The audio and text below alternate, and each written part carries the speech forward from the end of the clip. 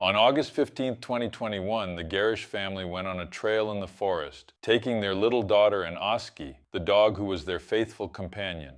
However, something tragic and mysterious happened to them, and the family walk that was supposed to be fun became a search for answers that tormented the local police. The story of the Gerrish family begins in 2019 in the city of San Francisco, California, where the couple Jonathan Gerrish, age 45, and Ellen Chung, age 30, were getting married with the intention of starting a family. Jonathan was a citizen of the United Kingdom who decided to try a life in the United States. He got a job in the famous Silicon Valley in 2006 as a software engineer who participated in the team that created the social network Snapchat. Hello, good morning and welcome. My name's Jonathan and I'm an engineer at Google. And welcome to today's session. We're going to talk about how to build testable apps for Android. Ellen, on the other hand, was of Korean descent. She worked as a yoga instructor and pursued graduate school to become a marriage and family therapist. In 2020, the couple had a daughter who they named Aurelia Miju Chung Gerrish, better known as Miju. After that, Jonathan and Ellen decided that they should move to a quieter place, away from the hustle and bustle of the big city. They then moved to Mariposa, a small community located in the state of California with just over 1,000 inhabitants. There the couple would have the outdoor life they so desired, surrounded by natural wonders such as lakes, forests, and breathing the fresh air of the mountains, as well as several trails to explore. And it was on a Sunday morning, on August 15, 2021, that they woke up early and set out hoping to spend the day amidst these beauties of nature. They drove along Heights Cove Road and parked near the entrance to the Height Cove Trailhead, which is in the Sierra National Forest, where a witness later told police he saw the family's Ford F-150 Raptor parked. The family's plan was well defined. First, they would hike 2.5 miles along the Cove Trail, then hike another 2 miles along the Merced Trail, and take a fork to the Saved Land Trail, passing the Merced River on the journey. Jonathan carried little Miju safely in those kangaroo-style backpacks, while Ellen carried the small hydration pack with 2.5 liters of water to ensure they stayed hydrated during the adventure, and the faithful 8-year-old dog named Oski, who walked alongside of them. When it was Monday, August 16th, little Miju's nanny arrived at the family's house to work. However, there was no sign of them. This was very strange, but even so, the nanny continued her normal routine and organized some things, believing that the bosses would arrive soon. But as the hours passed and the family did not return, the woman began to worry. She then decided to get in touch with some family friends, but they hadn't heard anything about them since the day before. Around 11 p.m. on August 16th, the nanny, together with some friends, decided to go to the authorities and report the family's disappearance. Almost immediately, a police team that knew the place well and was familiar with the area was deployed to the trail.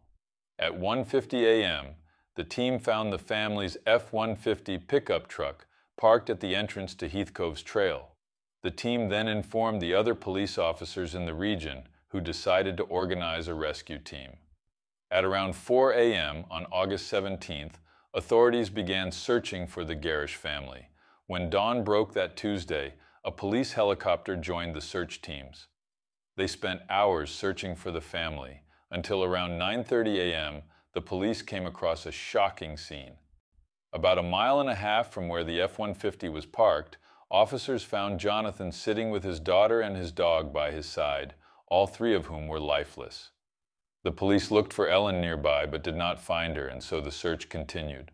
One of the officers noticed some scratch marks in the dirt running up a steep slope. When he went to check, he came across a pair of shoes, and soon after, he found Ellen's lifeless body. Next to her was her hydration kit with a capacity of 2.5 liters of water, completely empty. Search teams quickly removed the bodies of the family and their dog from the forest using a helicopter. The bodies were taken for an autopsy. However, after analysis, it was not possible to say precisely what the cause of death was. The Mariposa County Sheriff's Office, FBI, environmental researchers and toxicologists began working together to determine what killed the family. From the beginning, two hypotheses were discarded: the hypothesis that the family had been victims of some criminal, and the hypothesis that they were struck by lightning.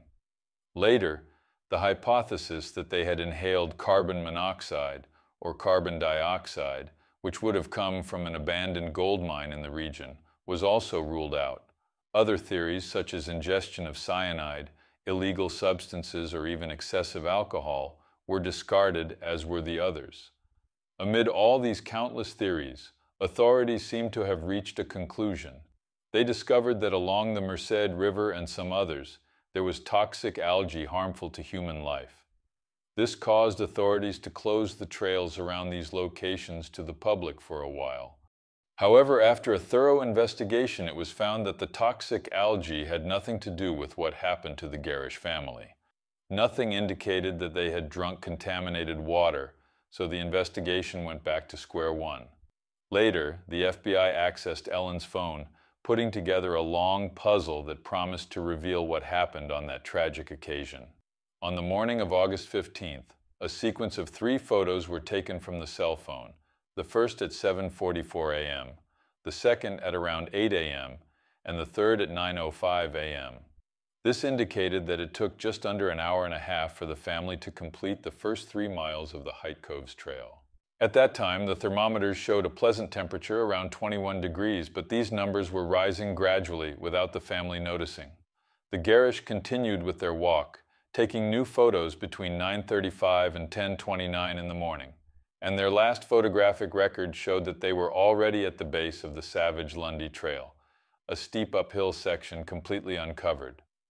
At this point, the temperature began to rise rapidly, reaching around 42 degrees and taking the family by surprise and completely unprepared.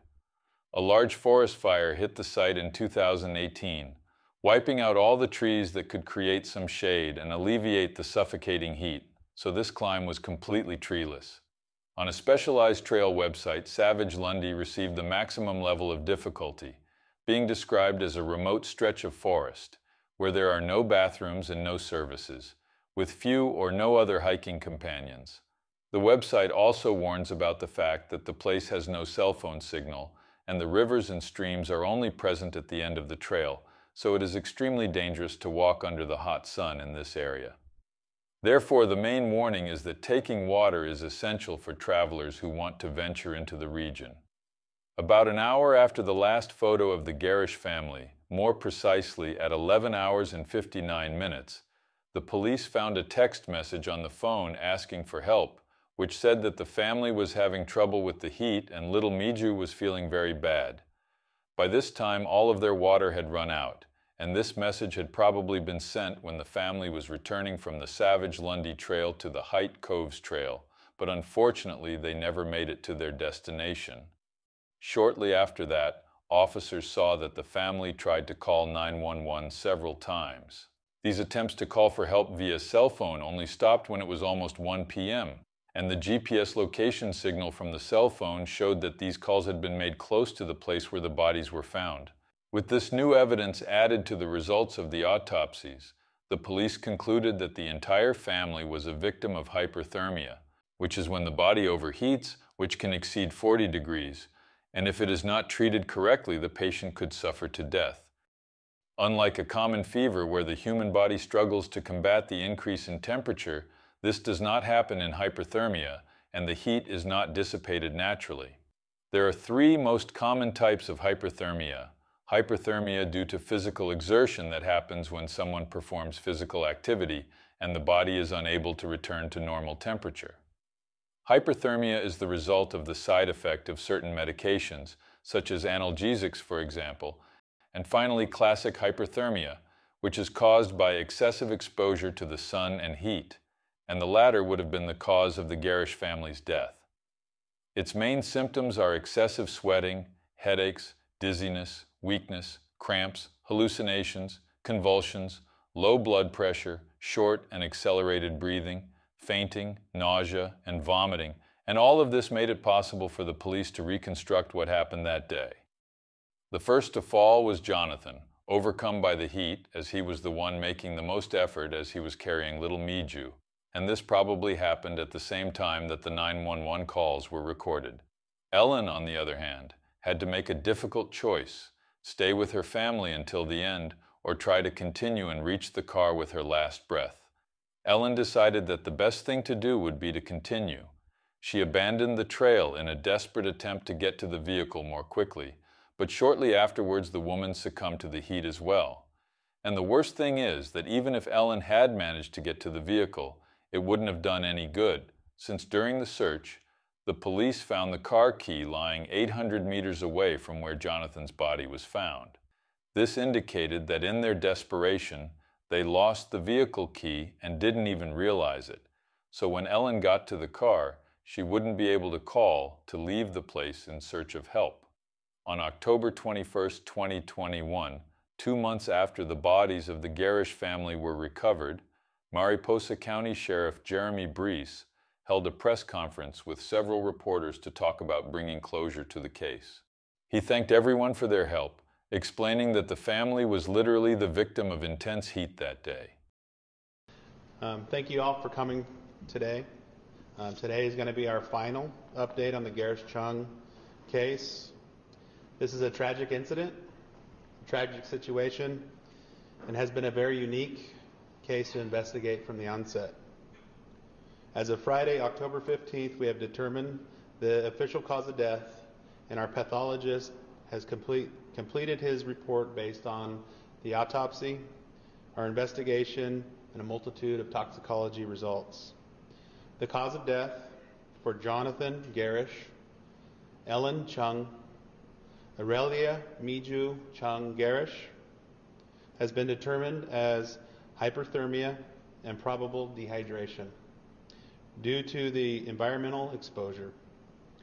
Oski, the dog's cause of death, remains undetermined, and based on the condition of Oski's remains and evidence the investigators recovered on scene, we believe Oski was also possibly suffering from heat-related issues. Oski was an 8-year-old Aussie Akita mix. Heat-related deaths are extremely difficult to investigate, and I want to thank you all for being patient with us. The cause of death of Oski, the family dog, remains undetermined to this day. The animal's body was analyzed by more than one veterinarian, but it was still not possible to discover what actually happened to it. Most likely, Oski passed away from something heat-related too, just like the rest of the family. According to some sources, the Gerrish had some trail experience and were not simple amateurs. This raises some questions. If they really knew what they were doing, how could the couple have succumbed to hyperthermia? Did they not calculate the right amount of water? There were 2 adults, a child, and a dog. Only an adult normally needs around 2 to 3 liters of water per day to stay well hydrated. But this number can vary if the person performs some physical activity that demands a lot of the body, which was their case. An adult dog weighing approximately 22 pounds may need 200 to 700 milliliters of water per day. This amount also varies according to the type of effort the animal makes. Now, knowing these numbers, would the Gerrish, walking for kilometers and climbing a steep slope, really believe that just 2.5 liters of water would be enough to keep all 4 of them well hydrated? Another thing is that they didn't seem to have any type of equipment to protect them from the sun, like an umbrella, for example.